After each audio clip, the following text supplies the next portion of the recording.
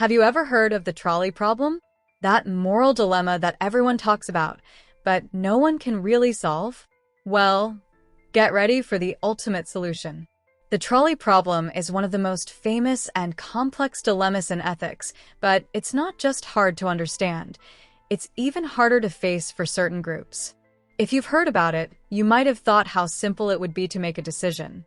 But there's a catch, and this problem isn't as simple as it seems. It seems like one of those philosophical questions that only academics and advanced thinkers can comprehend, right?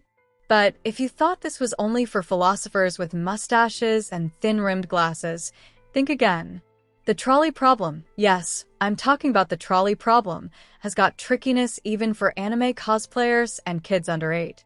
No, it's not because they're less intelligent or too small.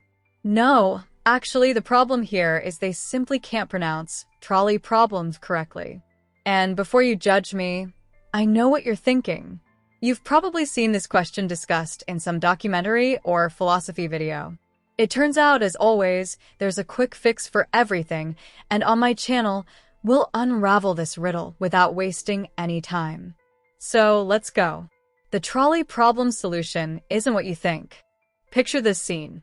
We are observing from a great distance a high-speed trolley heading towards 5 people tied to the tracks. This is where the trolley problem begins simply and directly. If you pull a lever next to you, you can divert the trolley to another track where there's only one person tied down. The question is, would you pull the lever, sacrificing 1 life to save 5? Okay, you think, wait, that's easy. I pull the lever and save 5 lives, right? Seems logical, doesn't it? If you're 100% rational, yes, you save more lives. But here comes the trick. What you didn't know is that with this kind of decision, you're already entering morally ambiguous territory. The first part of the dilemma is just an introduction. The real problem starts now. Now that you've decided to save 5 people, new questions arise. Imagine yourself in the real situation, in the battlefield of morality. Would you really be able to pull that lever? When we think about it, our human instincts kick in, and we realize it's not that simple. Most people, when faced with a real life-or-death situation, tend to freeze. Yes, that's a real biological instinct. The body enters fight, flight, or paralysis mode, kind of like a frightened deer. We'd probably wait for someone more qualified or quicker to decide for us. And so, you might say no to the lever, even knowing that you could save 5 lives, because the dilemma brings immense moral weight. Now, let's go to the more complex and difficult part of the dilemma, the fat man question. Imagine you're on a bridge with a perfect view of the high-speed trolley. The trolley is heading towards 5 people. However, in this version of the problem, you're on the bridge, and the only thing you can do to stop the trolley is to push a large, fat man, big enough to stop the trolley's path and save the 5 lives. But he would also die in the process. Would you push him?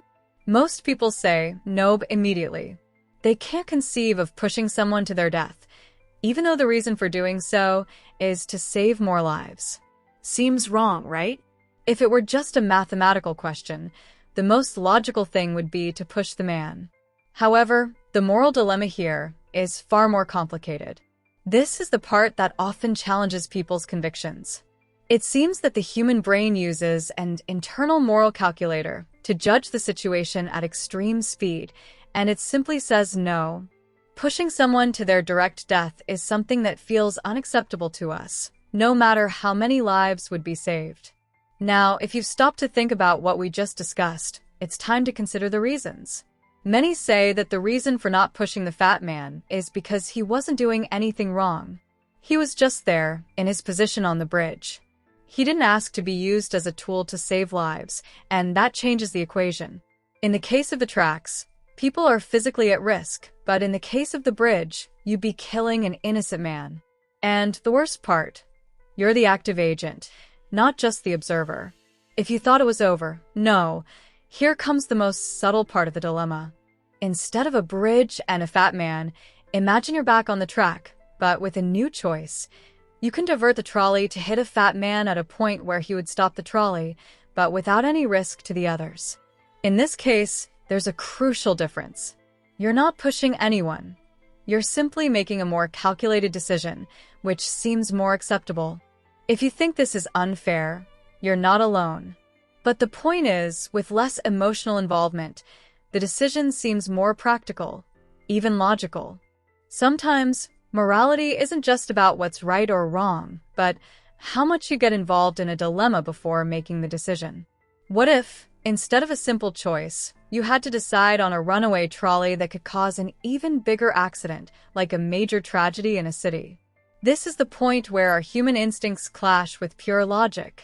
The brain is designed to think long-term, but in emergency situations, the tendency is to act instinctively, which may result in a morally questionable decision. Here comes the most disturbing part of the dilemma.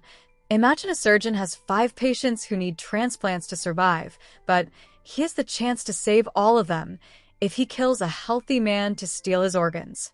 This is a much heavier ethical dilemma.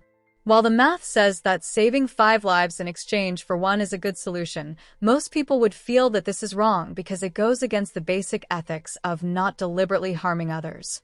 Now that we've reached the end of the dilemma, you should reflect on what you've learned. Moral dilemmas aren't about numbers or statistics. They are about our instincts, values, and deepest beliefs. Every choice we make is not just a logical calculation, but a manifestation of who we are and how we see the world. The trolley problem teaches us that ethics is not simple. While logic tries to simplify things, morality is more complex than any choice. After all, we're human, and our decisions reflect that.